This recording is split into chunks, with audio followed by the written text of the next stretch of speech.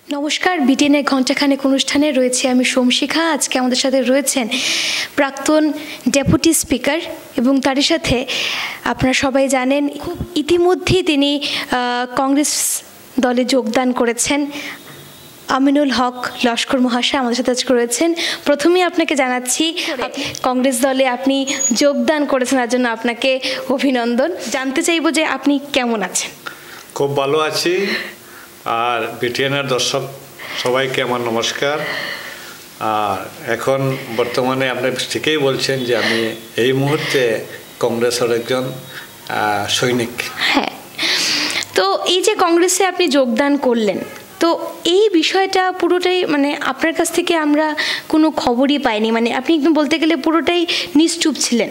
আমরা অনেক জায়গা থেকে খবরটা পেয়েছিলাম, কিন্তু আপনি পুরোপুরি নিশ্চুপ ছিলেন। তো আপনি কি বলতে চাইছেন, সেই বিষয়টা কি আপনি গোপনীয় রাখতে চেয়েছিলেন? না, ঘটনাটা এরকম নয়, গোপনে রাখার কথাই নয়। আমি ওই যে কংগ্রেসে জয়েন করার কথাটা প্রায় 6 মাস আগের থেকেই চলছে। আচ্ছা, প্রায় 6 মাস আগে সোনাইয়ের যারা কংগ্রেসি কর্মকর্তা যারা আছেন, যারা পদাধিকারী আছেন, ওরা প্রায় 250 জনে একসঙ্গে একত্রিত হয়ে আমাকে বলেছিল যে আপনি কংগ্রেস দলে অংশগ্রহণ করুন, তাহলে আমাদের পক্ষে সোনাই সমষ্টি ইআইডিএফ থেকে মুক্ত করা সম্ভব হবে। এর জন্য আপনি জয়েন করুন। তখন আমি বলেছিলাম ওদেরকে, ঠিক আছে, তোমাদের কথাটা আমি মানে নিলাম, গ্রহণ করলাম, কিন্তু তোমরা বললে হবে না, এআইসিসি এপিসিসি আমার সঙ্গে আলাপ করতে হবে। তোমরা এআইসিসি এপিসিসিকে লিখিতভাবে জানাও। তখন ওরা এআইসিসি এপিসিসিকে লিখিতভাবে জানিয়েছে। তখন এপিসিসি এআইসিসি নেতৃবৃন্দরা আমার সঙ্গে আলাপ করেছে, কথাবার্তা হয়েছে, শেষ পর্যন্ত ডেট হয়েছে, জয়েনিং করেছে। আপনি এতদিন বিজেপিতে ছিলেন, কিন্তু মানে বিজেপিতে একটা ভালো পদেও আপনি ছিলেন, কিন্তু তারপরে আপনি কংগ্রেসে চলে আসলেন, সেটা আপনি কেন মনে করেন? সেই বিষয়টা যদি একটু তুলে ধরেন। দেখেন, বিজেপির পরিবারের সঙ্গে আমার 2001 থেকে সম্পর্ক। 2001-এ আমি যখন সোনাইতে এজিপির প্রার্থী ছিলাম, তখন বিজেপির সঙ্গে অ্যালায়েন্স ছিল। আমি একজন ভাগ্যবান, একজন মহাপুরুষের আশীর্বাদও আমি পেয়েছিলাম, স্বর্গীয় অটল বিহারী বাজপেয়ী। ওই সময় 2001-এ শিলচরের নির্বাচনে প্রচারে এসে আমাকে মাথায় হাত দিয়ে আশীর্বাদ করেছিলেন। আর ওই সময় প্রচারে উনি বলেছিলেন যে আপনারা আমিনুলকে নাই, আমাকে ভোট দেন। তখন সোনাইয়ের ভোটাররা অজস্র আমাকে ভোট দিয়েছিল। ওই সময় একটা ঘটনা না ঘটলেই তাও 2001-এই আমি এমএলএ হয়ে যেতাম।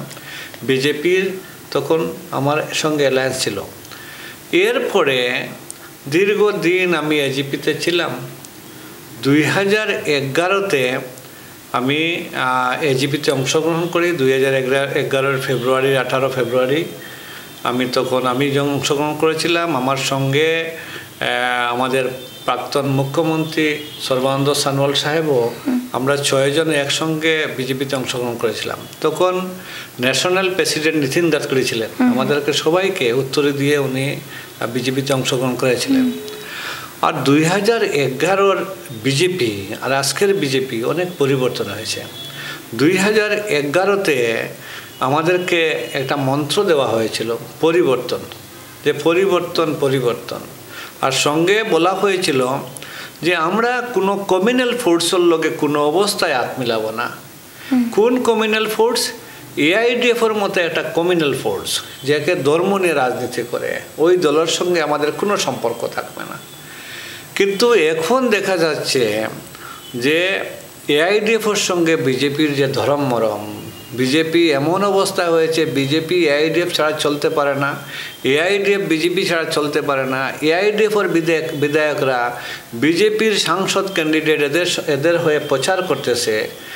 তখন আমি দেখলাম যে আমি যেটা কাজ করব সংখ্যালঘু এলাকাতে বিজেপির প্রচারের কাজ, as a minority BJP leader হিসাবে, ওই আমার কাজটা তো এআইডিএফের এমএলএরা করতেছে। আপনার শিলচরের সোনাইয়ের এমএলএ সোনামারি গেট একটা সভাতে উনি বলেছেন যে পরিমলদা খুব ভালো মানুষ, পরিমলদার জন্য মুসলিম মানুষের উদ্দেশ্যে বলছেন আপনারা দোয়া করবেন। দোয়া করা মানে কি? ওনাকে ভোট দেওয়া। কাটলিছড়ার বিধায়ক কৃপানাথ মালার সরাসরি প্রচার করতেছেন। আপনার মঙ্গলদৈর বিধায়ক এআইডিএফের বিধায়ক মঙ্গলদৈর এআইডিএফের সাংসদ কেন্দ্রীকের সঙ্গে একসঙ্গে গাড়িতে নিয়ে প্রচার করতেছেন। বিজেপি আর এআইডিএফের এই অবস্থা যদি হয় তাহলে বিজেপি আর এআইডিএফ এ টিম বি টিম হয়ে গেল। তখন আমি দেখলাম আমার কোনো ভূমিকা নাই এখানে বিজেপিতে, যেহেতু আমার কাজটা এআইডিএফের বিধায়করা করতেছে, এর জন্য আমি বিজেপি ত্যাগ করলাম। বুঝতে পেরেছি। এবারে আমাদের পরবর্তী প্রশ্নটা থাকবে, এবার এমনটা শোনা যাচ্ছে যে ডিলিমিটেশনের পর সোনাই বিধানসভা কেন্দ্রে মুসলিম ভোটারদের সংখ্যা নির্ণয় হওয়ার পর থেকেই বিজেপিতে রাজনৈতিক ভবিষ্যৎ নেই, এমনটাই ধরে আপনার রাজনৈতিকের পরিবর্তনের পালা। দেখেন, একবারে অসত্য নয়। সোনাই সমষ্টিতে আগে 32% হিন্দু ভোটাররা ছিল আর 68% মুসলিম ভোটাররা ছিল। আর হিন্দু ভোটাররা তো অবভিয়াসলি বিজেপির ভোট ব্যাংক, কিন্তু এই ডিলিমিটেশনে দোলাইত সমষ্টি থেকে মুসলিম ভোটার যারা ছিল ওদেরকে সোনাইতে দেওয়া হয়েছে। শিলচরে যারা মুসলিম ছিল এরা সোনাইতে দেওয়া হয়েছে। লক্ষ্মীপুরে যারা মুসলিম ছিল এদেরকে সোনাইতে দেওয়া হয়েছে। উদারবন্দে যারা সোনাইতে ছিল মুসলিম ভোটার এদেরকে সোনাইতে দেওয়া হয়েছে। উদারবন্দে যে হিন্দু ভোটার ছিল এদেরকে সোনাইতে যে হিন্দু ভোটার ছিল এদেরকে উদারবন্দে, লক্ষ্মীপুরে, বড়কলায়, দোলাইতে নেওয়া হয়েছে। সোনাইতে হিন্দু ভোটারের মাইক্রোস্কোপিক কোয়ান্টিটি করা হয়েছে আর মুসলিম এটা ডাম্পিং সেন্টার করা হয়েছে। আজকে দেখেন, আমরা সব সময় বলি, পাবলিকরে বলি যে এটা ইলেকশন কমিশন করেছে, ইলেকশন কমিশন যদি করত, দোলাই সমষ্টি এক সময় নরসিংপুর নাম দেওয়া হয়েছিল, নরসিংপুর সমষ্টি। কিন্তু পরিমলদা বলেন যে না, দোলাই সমষ্টির নামটা পরিবর্তন করতে পারবেন না, ওটা শোনায় নরসিংপুর সমষ্টি হতে লাগে না, এটা দোলাই সমষ্টি, এটা আমার মান সম্মানের প্রশ্ন। তখন দোলাই সমষ্টির নাম পরিবর্তন করে যদি ইলেকশন কমিশনের ওনার মান সম্মানের সম্মান দেয়, তাহলে বোঝা গেল ইলেকশন কমিশন করেনি, সরকার থেকে করা হয়েছে, ইচ্ছাকৃতভাবে সোনাই সমষ্টিকে 90-10 করা হয়েছে। এই অবস্থায় কোনো অবস্থায় সোনাই থেকে বিজেপি থেকে জিতা সম্ভব নয়।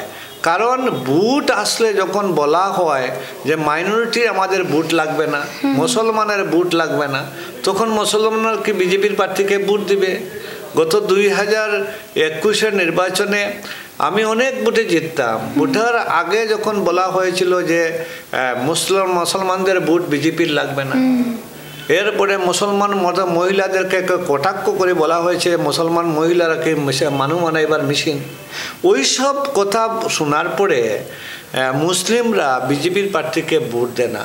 তথাপিও আমি ভোট পেয়েছি 2016 থেকে 2021-এ 10,000 ভোট বেশি পেয়েছি। 2021-16-তে আমি 44,000 ভোট পেয়েছিলাম, 2021-এ আমি 54,000 ভোট পেয়েছি। কিন্তু আমাকে ষড়যন্ত্র করে হারানো হয়েছে। আমি হারিনি, ভোটাররা অজস্র আমাকে ভোট দিয়েছে, সম্মানও দিয়েছে, কিন্তু দেখা গেছে ষড়যন্ত্রের শিকার হয়েছে আমি। কেউর হয়তো ভয় ছিল যে আমি জিতলে উনি মন্ত্রী হবেন না, এর জন্য আমাকে হারানো হয়েছে। আচ্ছা, আমরা এবারে আপনি আগের যখন এসেছিলেন আমাদের বিটিএনে, তখন আপনি কিন্তু যে করিমউদ্দিন বড়ভূইয়ার জাল সার্টিফিকেট নিয়ে কথা বলেছিলেন। তো আমরা এবারে দেখলাম যে সুপ্রিম কোর্টও যখন এই যে নির্ণয়টা যা নিল সুপ্রিম কোর্টে, আমরা দেখলাম যে ক্লিন চিট পেয়ে সেখান থেকেও তিনি বেরিয়ে গেলেন। তো এই জাল সার্টিফিকেট নিয়ে আপনি কি বলবেন?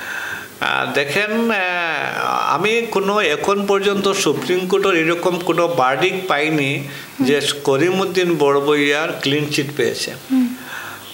গত আপনার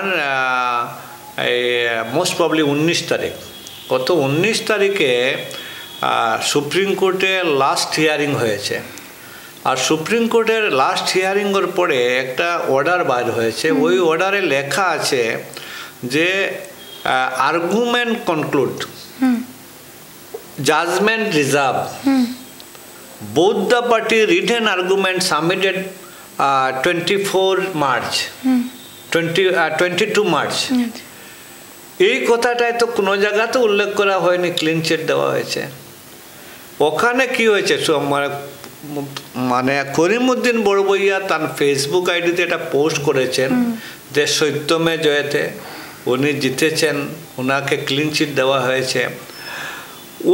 ওই পোস্ট বাহার করার হওয়ার পরে অনেক পত্রপত্রিকায় রিয়াক্ট করেছে ওনার বিরুদ্ধে, বলছে যে ওটা বলা উচিত হয়নি।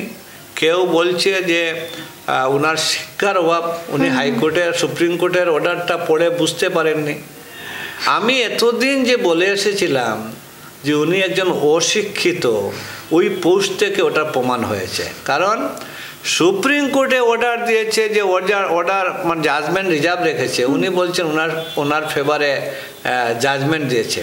এর প্রমাণ হয়েছে যে সুপ্রিম কোর্টের ইংলিশে লেখা অর্ডারটা উনি পড়ে বুঝতে পারেননি। এর জন্য এটা শিক্ষার অভাবে শুধুমাত্র মেট্রিক থার্ড ডিভিশনে পাবলিক হায়ার সেকেন্ডারি স্কুল থেকে পাস করেছিলেন 82-তে 84-এ। এরপরে যতগুলা সার্টিফিকেট সব ফেক সার্টিফিকেট, জালিয়াতি সার্টিফিকেট। আমি যে বারবার করিমউদ্দিনকে বলছি যে আপনি হায়ার সেকেন্ডারি পাস করেছেন জিসি কলেজ থেকে, জিসি কলেজ বলছে আপনি হায়ার সেকেন্ডারিতে অ্যাপিয়ার করেছিলেন, অল সাবজেক্টে ফেল করেছেন। আপনি বলছেন জিসি কলেজ চৌধুরী চরণ সিং দিন আপনি বিএ পাস করেছেন, চৌধুরী চরণ সিং বলছে যে আপনি এই জাতীয় এই নামের কোনো স্টুডেন্টও নয়। আমি যে এত বড় বড় একজন জনপ্রতিনিধির বিরুদ্ধে এত বড় বড় কথা বলছি যে আপনি মেট্রিক পাস করার পরে আর কিছু পড়াশোনা করেননি, এত বড় কথার পরে আপনি কেন মানহানি কেস করেন না আপনার বা আমার? দেখি আমাকে বলেন আপনি যে আমিনুল আপনি বিএ পাস করেননি। আমার প্রথম কর্তব্য হয়ে যাবে যে আমি মিডিয়ার সামনে আমার বিএ পাস সার্টিফিকেটটা তুলে ধরা।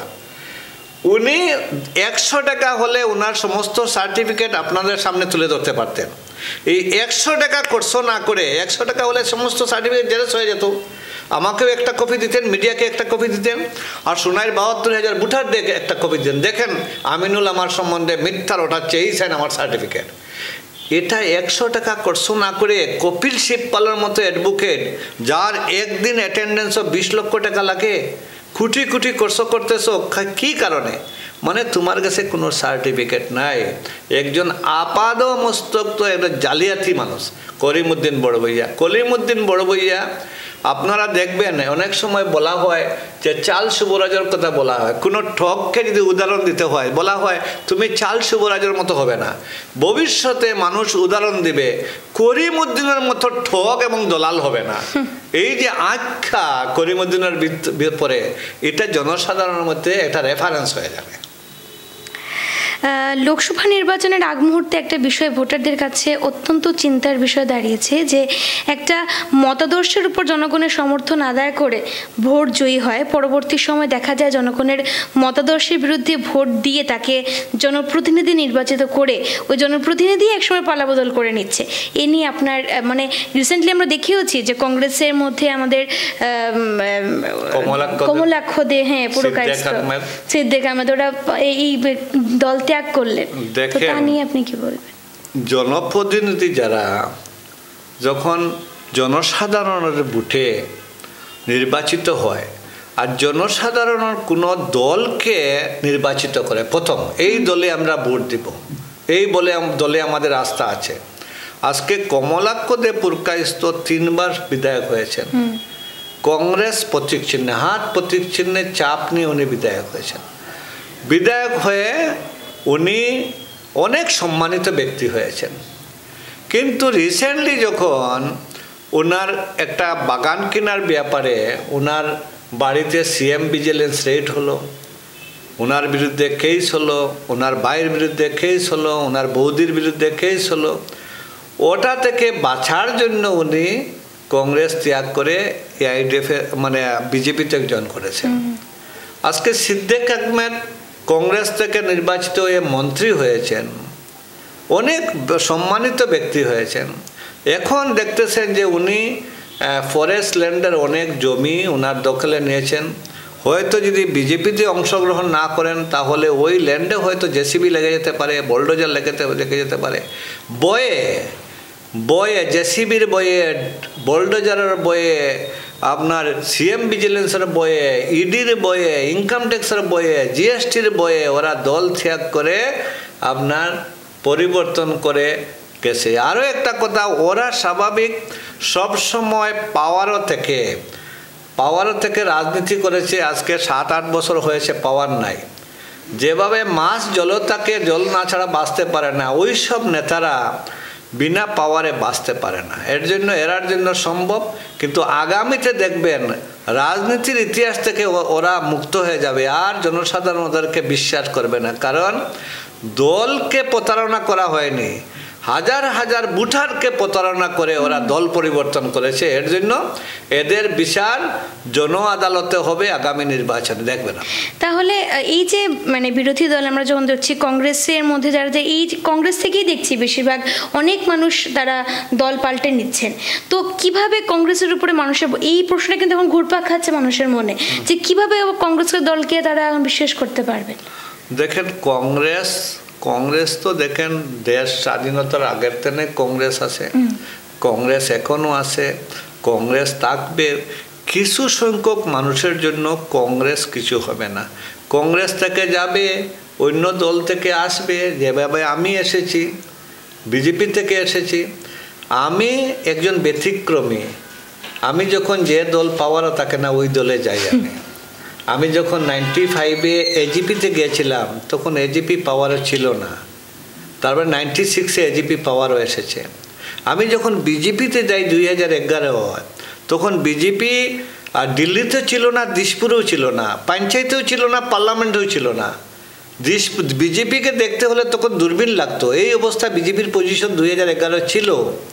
ওই দলে আমি অংশগ্রহণ করেছি, তখন কংগ্রেস পাওয়ারে ছিল, আমি কংগ্রেসে যাইনি, কারণ পাওয়ারের সঙ্গে আমি নাই। যে দল যখন দুর্বল থাকবে ওই দলে গিয়ে দলকে সবল করে সরকারে আনা, এটা আমার কর্তব্য। আমি 11তে জয়েন করেছি, 14তে দিল্লিতে বিজেপি সরকার হয়েছে, 16তে আসামে হয়েছে। এবার 2024-এ কংগ্রেসে জয়েন করেছি। দেখবেন দুটা দলের সরকার কংগ্রেসের হবে। দেখো আপনাকে বলে নিলাম, আপনি দেখবেন 26-এ আসামের সরকার কংগ্রেসের হবেই, কেউ আটকাতে পারবে না।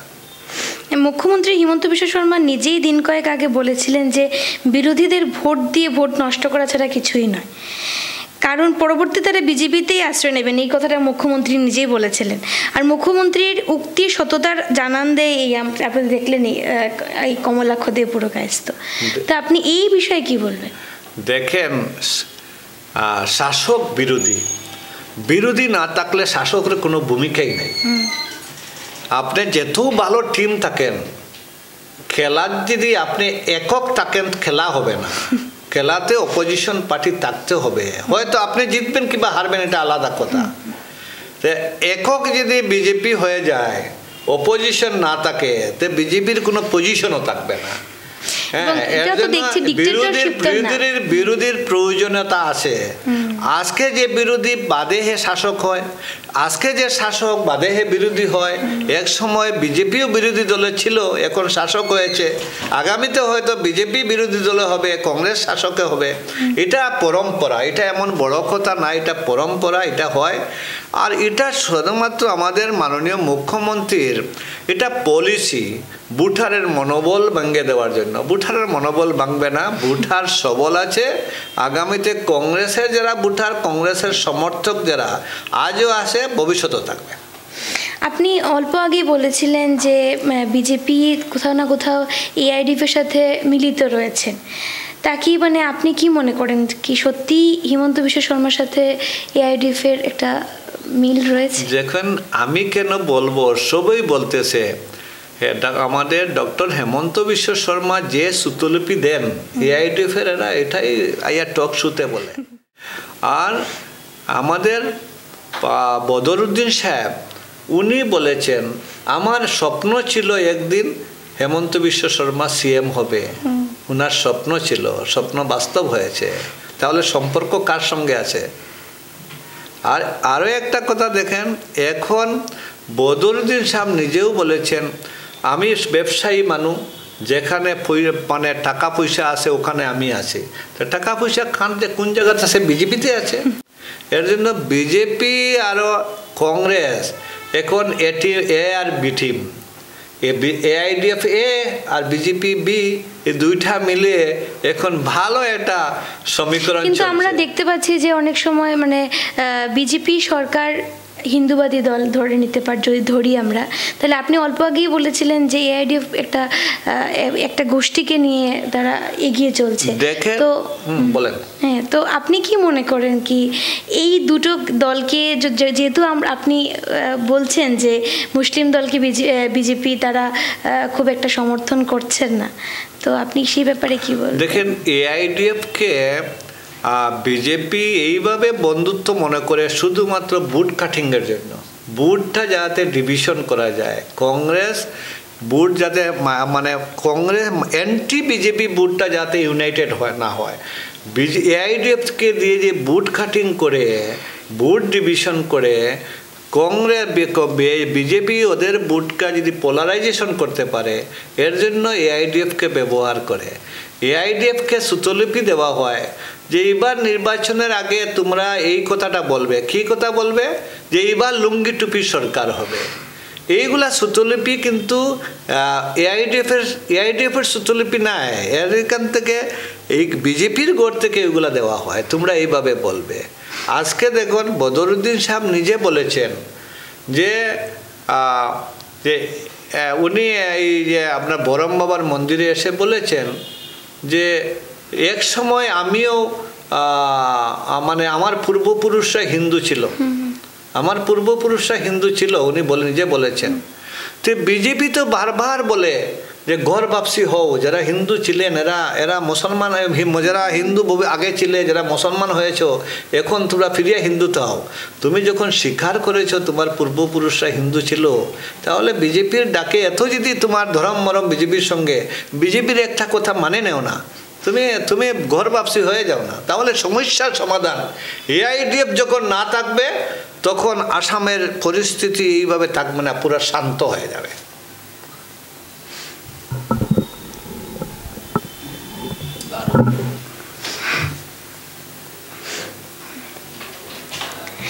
যেহেতু আপনি সোনাই সমষ্টির প্রাক্তন বিধায়ক এবং বর্তমানে আপনি বিভিন্ন উন্নয়নমূলক কাজে জড়িয়ে রয়েছেন, তাই উন্নয়নের নিরিখে বর্তমান বিধায়ক করিমউদ্দিনকে আপনি 10-এ কত নাম্বার দেবেন? 10-এ? জিরোর পরে যদি আরো কোনো সংখ্যা থাকে, জিরোর পরে আরো একটা জিরো লাগবে, ডাবল জিরো, 1ও পাবে না। আপনি 1 থেকে 10 বলছেন, আমি 1 থেকে 10-এর জায়গা ভিতরে জায়গা নাই, জিরোর পরে দিয়ে আরো একটা জিরো লাগাবো, মানে ডাবল জিরো। এবারে একটা হাই পলিটিক্যাল প্রশ্ন, 2026 বিধানসভা নির্বাচনে আপনি কি কংগ্রেস দল থেকে সোনাই সমষ্টিতে আপনি প্রার্থী হচ্ছেন? দেখেন, আমি একটা দলে অংশগ্রহণ করেছি। আমি যখন 2011-তে বিজেপিতে জয়েন করেছিলাম, 2011-তে বিজেপি আমাকে টিকিট দেয়নি। এরপরেও আমি সাংগঠনিক কাজ করেছি, 5 বছর সাংগঠনিক কাজ করেছি। 2016-তে বিজেপি উপযুক্ত মনে করেছে, এর জন্য আমাকে টিকিট দিয়েছে। ঠিক এইভাবে 2026-এ দল যদি বিবেচনা করে যে সোনাই সমষ্টিতে আমিনুলকে টিকিট দেওয়া প্রয়োজন, তাহলে দলে টিকিট দিলে আমি খেলবো, আর দলের টিকিট না দিয়ে যে সাংগঠনিক দায়িত্ব দিয়ে আমি সাংগঠনিক দায়িত্বের কাজ করব। আমি যে দল করি নিষ্ঠার সহিত ওই দল করি।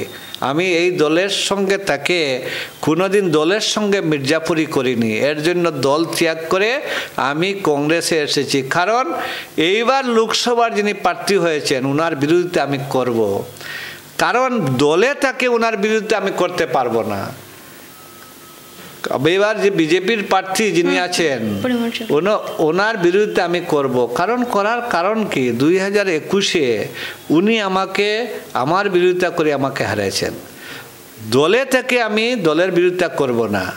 পরিমল শুক্লবৈদ্য মহাশয়কে রাজনৈতিকভাবে আমি ওনাকে প্রতিশোধ নেওয়ার চেষ্টা করব, রাজনৈতিকভাবে। ওনাকে যদি সামনে পাই, ওনাকে আমি রেসপেক্ট করব বড় ভাই হিসাবে। রাজনৈতিকভাবে ওনার সঙ্গে মতবিরোধ থাকতে পারে, কিন্তু ওনার সঙ্গে মতানৈক্য নাই উনি আমার সব সময় বড় ভাই, বয়সে বড়, সিনিয়র। কিন্তু রাজনৈতিকভাবে যেহেতু উনি আমাকে হারাইছেন, আমি রাজনৈতিকভাবে ওনাকে প্রতিশোধ নেওয়ার চেষ্টা করব। প্রতিশোধ নাই যে দেখলে গালি দিব মারবো, ওইটা নাই। রাত দেখলে সামনে দেখলে দাদা নমস্কার ভালো আছেন নি, ঘরের খবর কি, সব নিব। কিন্তু রাজনৈতিক প্ল্যাটফর্মে উনার ক্ষতি করার জন্য রাজনৈতিকভাবে আমি চেষ্টা করব। আপনার কংগ্রেসে যোগদান পর সোনাই সমষ্টির পুরনো কংগ্রেস কর্মী কি আপনাকে মেনে নিয়েছেন? কারণ আপনি বিজেপিতে থাকাকালে পরস্পর বিরুদ্ধে বিশুদ্গার করতে দেখা যায়।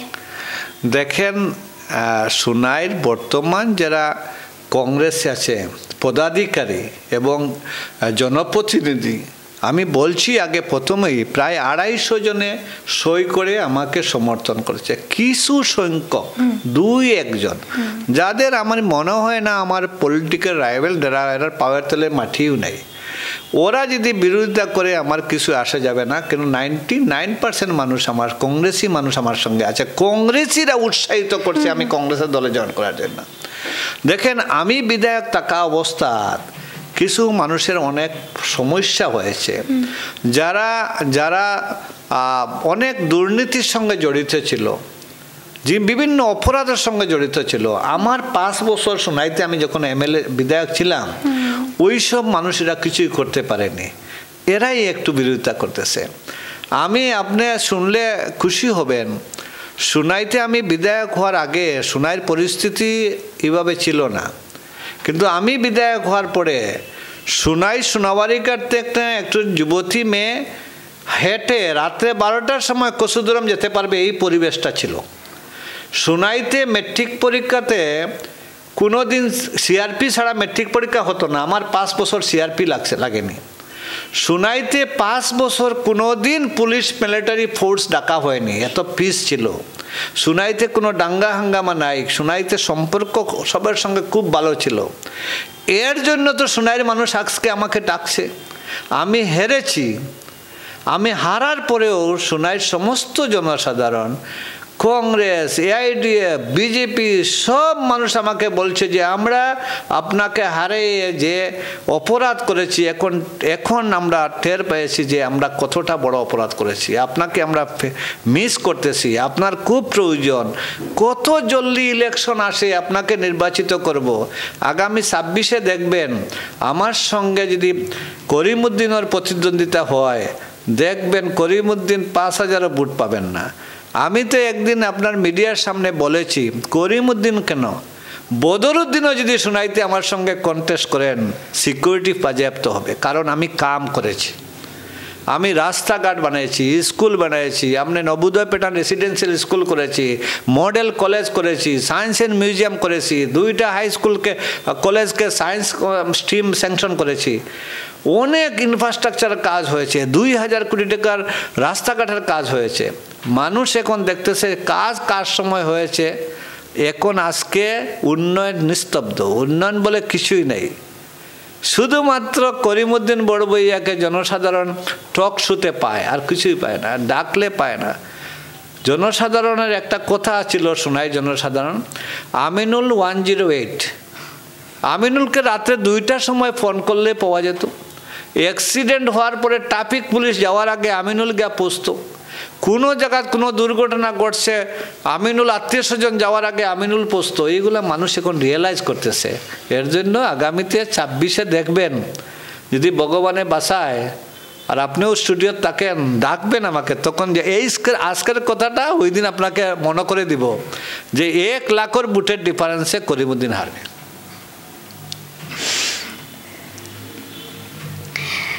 যেহেতু আপনি এখন একজন কংগ্রেস নেতা, তাই লোকসভা নির্বাচনে কংগ্রেস প্রার্থী সূর্যকান্ত সরকারকে সমর্থনের জন্য ভোটারদের প্রতি আহ্বান জানানোটা স্বাভাবিক, কিন্তু দীর্ঘ রাজনৈতিক পোড় খাওয়া নেতা তথা রাজ্য মন্ত্রিসভার সদস্য পরিমল শুক্লবৈদ্যকে বাদ দিয়ে ভোটাররা কেন সূর্যকান্ত সরকারকে ভোট দেবেন, এই বিষয়ে আপনার বিশেষ কিছু দেখেন। পরিমল শুক্লবৈদ্য 8 বছর মন্ত্রী ছিলেন, আর একমাত্র বরাকর মন্ত্রী। আর শিলচর লোকসভা সমষ্টিতে 7টা সমষ্টি বিধানসভা সমষ্টি আছে। উনি দলাই বাদ দিয়ে আর কোনো সমষ্টিতে কোনো জনসাধারণ কোনো সম্পর্কই ছিল না, কোনো দিন যাননি, কোনো মিটিং করেননি, অন্যান্য সমষ্টির জনসাধারণকে চিনতেও পায়নি। আর উনি বর্তমানে যে বিধায়ক মন্ত্রী যে 8 বছর ছিলেন, পুরা একজন যত মন্ত্রী আছেন সবচেয়ে ব্যর্থ মন্ত্রী। ওনার নিজস্ব কোনো কাজ করার ক্ষমতাও নাই, উনি কোনো একজনকে কোনো একটা সাহায্য করার ক্ষমতাও নাই। ওনার অনেক অ্যান্টি ইনকামবেন্সি আছে। পরিমল শুক্লবৈদ্য আসামের ক্যাবিনেট মিনিস্টার, আজকে বহুত দিন পরে তপশিলি সম্প্রদায়ের প্রার্থীর জন্য একটা মানে সিট হয়েছে, যে এখানে তপশিলীরা খেলতে পারবে, এসসিরা খেলতে পারবে। পরিমল শুক্লবৈদ্য বিধায়ক মন্ত্রী, উনাকে আরেকবার শিলচরের সাংসদ ক্যান্ডিডেট করাটা অন্যান্য তপশিলি প্রার্থী যারা ছিলেন, স্বপন শুক্লবৈদ্যর মতো একজন প্রফেসর, এর বাদে অমিয়কান্তি দাসের মতো একজন পুরখাওয়া নেতা, উনাও এসসি, নিহার দাসের মতো একজন অ্যাডভোকেট, এদেরকে না দিয়ে পরিমল শুক্লবৈদ্যকে আরেকবার দেওয়াটা, ওটাই একটা বিজেপির কাল হয়েছে। আপনারা দেখবেন এত অ্যান্টি ইনকামবেন্সি থাকবে পরিমল শুক্লবৈদ্য, বিজেপির ভোটাররা ওনাকে ভোট দেবেন না। আরও একটা কথা হয়েছে, উনি কেউর কাজ করেননি, উনি শুধুমাত্র দলাই টু দিশপুর, দলাই দিশপুর ওনার সম্পর্ক, আর কোনো সম্পর্ক নয়। মাঝখানে ABCD যারা আছে ওদের সঙ্গে কোনো সম্পর্ক নেই, D to D, Dispur to D মানে দলাই। এর জন্য অন্যান্য সমষ্টির জনসাধারণ আজকে নির্বাচনী প্রচারে যাওয়ার পরে অনেকরা বলে যে আপনি পরিমল শুক্লবৈদ্য নিয়ে আপনি কোনোদিন কেন আসেননি, আপনি 8 বছর মন্ত্রী ছিলেন, আমরা দুঃখের দুর্দশার খবর কেন নিলেন না। এই কথাটার সম্মুখীন হচ্ছেন, এটা নেগেটিভ যাবে, বুঝছেন তো। আর কথা হচ্ছে উনি তো মানে যে ব্যক্তি, উনি নিজেও চাচ্ছেন যদি ভগবানে আমাকে হারিয়ে দেয় আমি ক্যাবিনেট পর্যায়ে মন্ত্রী থাকবো। উনি নিজে বলছেন যে ভগবান তুমি আমাকে আর বড় কপালে আর বড় দিও না, আমি যেটা আছি 3 দপ্তরের মন্ত্রী আছি, আগে পিছিয়ে এসকর্ট আছে, এটাই আমি সন্তুষ্ট। আমি যদি সাংসদ হয়ে যাই আমার এসকর্ট চলে যাবে, আমার সঙ্গে মানুষ আসা চলে যাবে, এর জন্য আমাকে মুক্ত করো ভগবান আমাকে মুক্ত করো। এই জনদেবতা আমাকে তোমরা ভোট দিও না, আমি ভোট চাওয়ার পরেও আমাকে ভোট দিও না তোমরা, ওটা উনি মনে মনে বলছেন। এর জন্য উনি হারবেন। আপনি কেন মনে করছেন উনি এই কথাটা ভাবছেন? আরে পাওয়ার, উনি তো দেখতেছেন যে তপন গগৈ মন্ত্রী ছিলেন, সাংসদ হওয়ার পরে কি হয়েছে। হ্যাঁ, তো এর জন্য আপনার এরকম মন্ত্রী হওয়ার পরে যখন মানে সাংসদ হয়, সাংসদদের এমন কোনো প্রটোকল থাকে না, প্রটোকল থাকে না। আর ওনার তো খুব হেভি প্রটোকল, এর জন্য উনি নিজে চাচ্ছেন যাতে উনি না জিতেন। হ্যাঁ, এর জন্য ওনার মন ছাড়ছে না উনি জেতার জন্য, এটাই এটা ওনার নেগেটিভ। সূর্যকান্ত সরকার দেখেন তৃণমূল পর্যায়ে একজন কংগ্রেস কর্মী, তৃণমূল পর্যায়ে কংগ্রেস কর্মী। আর সূর্যকান্ত সরকার যে কমিউনিটি বিলং করে, এই কমিউনিটিতে সবসময় রাজনৈতিকভাবে সব দলই ঘৃণা করে, কোনোদিন কোনো স্বীকৃতি দেয়নি। এবার কংগ্রেসে যেহেতু এই কমিউনিটিকে স্বীকৃতি দিয়েছে, ওই কমিউনিটির ভোটাররা 100% ভোট সূর্যকান্ত সরকারকে দেবে। সূর্যকান্ত সরকারের মাইনরিটি ভোটের 99% পাবে। সূর্যকান্ত সরকারের নাথ কমিউনিটির ভোট পাবে, কারণ এই ডিলিমিটেশনে যে বড়খোলা একটা সমষ্টি যেটা নাথের প্রতিনিধি থাকে, যেটা রুমিনাথ, কিশোরনাথ এরা বিধায়ক হয়েছে, এই ডিলিমিটেশনে পড়ে বড়খোলা সমষ্টি থেকে আর নাথ কমিউনিটি কেউ জিততে পারবে না, নাথরা মাইক্রোস্কোপিক হয়েছে। আজকে লক্ষ্মীপুরে মৈথাই মণিপুরেরা বিধায়ক হয়, শুভঙ্কর সিং বিধায়ক হয়েছেন, আপনার রীনা সিং অল্প ভোটে হেরেছেন। এই ডিলিমিটেশনের পরে লক্ষ্মীপুরটা মৈথাই মণিপুরীরা মাইক্রোস্কোপিক হয়েছেন। বিষ্ণুপ্রিয়া মণিপুরীরা রাতাবাড়ির পাতারকান্দিতে বিধায়ক হয়ে কার্তিক সিনহাও বিধায়ক হয়েছেন। এই ডিলিমিটেশনে বিষ্ণুপ্রিয়া মণিপুরীরা পাতারকান্দিতে মাইক্রোস্কোপিক হয়েছে।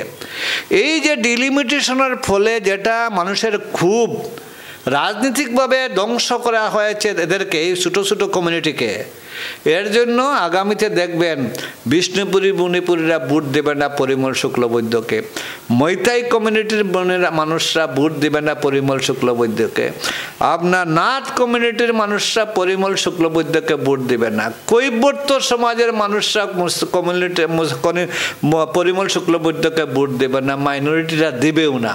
এই 4টা কমিউনিটির ভোট যখন পাবেন না, ওনার আশা সফল হবে। উনি যে চাচ্ছেন না জিতার জন্য, ওরাই কমিউনিটির মানুষরা ওনাকে আশীর্বাদ দিবেন যে ওনাকে হারায়। আর সূর্যকান্ত সরকার আপনি দেখবেন বিপুল ভোটে জিতবে, বিপুল ভোটে, 1 লাখের ডিফারেন্স হবে জিতবে, আপনাকে বললাম। যেহেতু কংগ্রেস থেকে আপনাকে করিমগঞ্জের দায়িত্বটাও দেওয়া হয়েছে, তো করিমগঞ্জে একজন তাবড় বাঙালি নেতা থাকা পরেও আপনি কি মনে করেন? দেখেন, করিমগঞ্জে কংগ্রেস বিজেপি অনেক কন্টেস্ট হতো, অনেক কন্টেস্ট হতো। যদি বিজেপি জেনারেল কাস্টের কাউকে টিকিট দিত, অনেক দিন পরে সংরক্ষণ মুক্ত হয়েছে করিমগঞ্জের। বিজেপির যারা জেনারেল কাস্টের যারা, অনেকের আশা ছিল এইবার হয়তো আমরা মানে টিকিট পাবো, সাংসদ হব। অনেক তুকার নেতা ছিলেন, মানে সুব্রত ভট্টাচার্যের মতো, অনেক বিশ্বরূপ ভট্টাচার্যের মতো অনেক নেতা ছিলেন যে এইবার আমরা বিজেপি থেকে টিকিট পাবো আর জিতব। এইবার মানে করিমগঞ্জে জেনারেল সিটে আরেকজন এসসি ক্যান্ডিডেট দেওয়াটা করিমগঞ্জের জেনারেল বিজেপির ভোটাররা ভালো চোখে দেখতেছে না। এর জন্য কৃপানাথ মালার, আমি আপনাকে বলছি, হাফিজ রশিদ সাহেবের সঙ্গে প্রায় 2.5 লক্ষ ভোটে হারবে। কেন হারবে? এমনিও জানেন যে বর্তমানে করিমগঞ্জের যেটা ভোটার প্যাটার্ন, প্রায় 2.5 লক্ষ মাইনরিটি ভোট বেশি আছে করিমগঞ্জে। আর করিমগঞ্জের এই যে বিক্ষোভ, যেটা করিমগঞ্জের বিষ্ণুপ্রিয়া মণিপুরীরা, রাতাবাড়িরা ভোট দেবে না, সাধারণ যারা মানে যারা এরাও ভোট দেবে না, মনে খুব আছে, খুব আছে, সঙ্গে বয় আছে, বয়ে কিছু বলতেছে না, কিন্তু খুব আছে। খুবটা যখন ইভিএমে যাবে এটার বহিঃপ্রকাশ ঘটাবে, গিয়ে ইভিএমে গিয়ে বিজেপির প্রার্থীর বিরুদ্ধে ভোট দিবে। হাফিজ রশিদ সাহেব উনি শুধুমাত্র মাইনরিটির ক্যান্ডিডেট নয়, উনি করিমগঞ্জ সমষ্টির মানুষের ক্যান্ডিডেট। প্রত্যেক ধর্মের, হিন্দু, মুসলমান, খ্রিস্টান, ইসাই, প্রত্যেক ধর্মের মানুষের গ্রহণযোগ্য ক্যান্ডিডেট। আর একটা কথা দেখেন, গত 5 বছর কৃপানাথ মালা ছিলেন সংসদে, ওনার পারফরমেন্স আমরা দেখেছি। কিন্তু হাফিজ রশিদ আহমদের মতো একজন অ্যাডভোকেট, পুরকাওয়া অ্যাডভোকেট, হাইকোর্ট, সুপ্রিম কোর্টে উনি অনেক নাম করা অ্যাডভোকেট, আর সংসদে যাওয়ার পরে একজন সাংসদে লজিক্যালি টপিক ওয়াইজ ডিবেটে মানে পার্টিসিপেট করতে লাগে। কিন্তু এখানে হাফিজ রশিদ আহমদের জায়গা মানে কৃপানাথ মালার সঙ্গে কোনো কম্পেয়ার হয় না। এটা ভোটাররা এখন নিজে যাচাই করতেছেন যে আমরা এইবার হয়তো একজন পুরকাওয়া নেতাকে আমরা এবার পাঠাবো, যিনি আমাদের বরাক ভ্যালির আওয়াজটা যাতে সংসদে তুলে ধরতে পারেন। এর জন্য আপনারা দেখবেন হাফিজ রশিদ আহমদ সাহেব অনেক ভোটে জিতবেন। কেউ আমাকে বলে যে হাইলাকান্দিতে, আপনাকে বলছি হাইলাকান্দিতে 3 জন ইউডিএফের বিধায়ক আছে, আপনাকে আমি বলছি হাইলাকান্দির এমন কোনো বুথ 3টা ফিগারের ভোট পাবে না ইউডিএফের ক্যান্ডিডেট। এই অবস্থা হয়েছে, জনসাধারণ কমপ্লিটলি এখন পোলারাইজেশন হইতেছে কংগ্রেস ক্যান্ডিডেটের ফেভারে। এআইডিএফের ভোটাররাই বলছে যে আমরা এবার হাফিজ সাহেবকে ভোট দেব। আজকে বিজেপি সমর্থিত যারা মানুষেরা এরাই বলছে উপযুক্ত মানুষকে দেব, দল দেখব না। এর জন্য উপযুক্ত হিসাবে হাফিজ রশিদ সাহেব বিরাট ভোটে, অনেক ভোটে জিতবে, কোনো কম্পেয়ার হবে না। তো সামনে নির্বাচন আসছে এবং আপনিও কংগ্রেস দলে এবার নতুন করে আসলেন, তো আপনি তার জন্য যারা দর্শকরা দেখছেন এই অনুষ্ঠানটা, তাদের জন্য আপনি কি বলতে চাইবেন? আমি দর্শকদের অনুরোধ করব যে এইবার নির্বাচনটা খুব গুরুত্বপূর্ণ নির্বাচন, এই 2024-এর নির্বাচনে। এই নির্বাচনে ভোটাররা দল মত নির্বিশেষে উপযুক্ত প্রার্থী যারা সংসদে গিয়ে এরিয়া বরাক উপত্যকার সমস্যাকে তুলে ধরতে পারে। বরাক উপত্যকার অনেক সমস্যা আছে, যেটা 2টা সমষ্টিকে বিলুপ্ত করা হয়েছে। 5 গ্রাম পেপার মিল বন্ধ হয়েছে, সুগার মিল অনেক আগে বন্ধ হয়েছে, টেক্সটাইল মিল অনেক আগে বন্ধ হয়েছে। স্বরাষ্ট্র টু শিলচরের যেটা রাস্তা এখনও কমপ্লিট হয়নি। শিলচর বদরপুর জুয়াই রাস্তাটার অবস্থা খুবই শোচনীয়। আমাদের অনেক আনএমপ্লয়েড আছে, ওর জন্য বাইরে থেকে আনে এখানে চাকরি দেওয়া হচ্ছে। এই সব সমস্যা যারা তুলে ধরতে পারে, এই সব ব্যক্তিদেরকে আপনারা ভোট দেবেন। দল দেখবেন না, জাত দেখবেন না, আপনারা উপযুক্ত করে মনে করে ভোট দিবেন। আমি মনে করি কংগ্রেসের প্রার্থী যারা আছে করিমগঞ্জ এবং শিলচরে 2 জন প্রার্থীকে আপনারা বিপুল ভোটে জয়ী করান, এই অনুরোধটা আপনাদের সবার কাছে থাকলো। ধন্যবাদ। ধন্যবাদ আপনাকে, আপনার এই অমূল্য সময়টুকু আপনি বিটিএনকে দেওয়ার জন্য। ধন্যবাদ। আমাদের এই ইলেকশনের নির্বাচনের পর আবারও আপনাকে আমরা স্টুডিওতে চাইবো। আপনার যা যা আপনি কথাটুকু বলেছেন সেই কথাটাই যেন আমরা চাইবো যে আগামীতে নির্বাচনের পর আমরা সেই রোড ম্যাপটা ধরে আমরা কথাগুলো বলতে পারি। বিটিএন পরিবারের যখন আমাকে ডাকবে, আগেও অতীতেও ডেকেছে, আমি এসেছি, আজকেও এসেছি, যখন ডাকবে তখন আসবো। বিটিএন পরিবার একজন আমি সক্রিয় সদস্য, বিটিএন পরিবারের আমি একজন ওয়েলউইশার। আপনার ডাকলেই আমি আসবো। নমস্কার। ধন্যবাদ।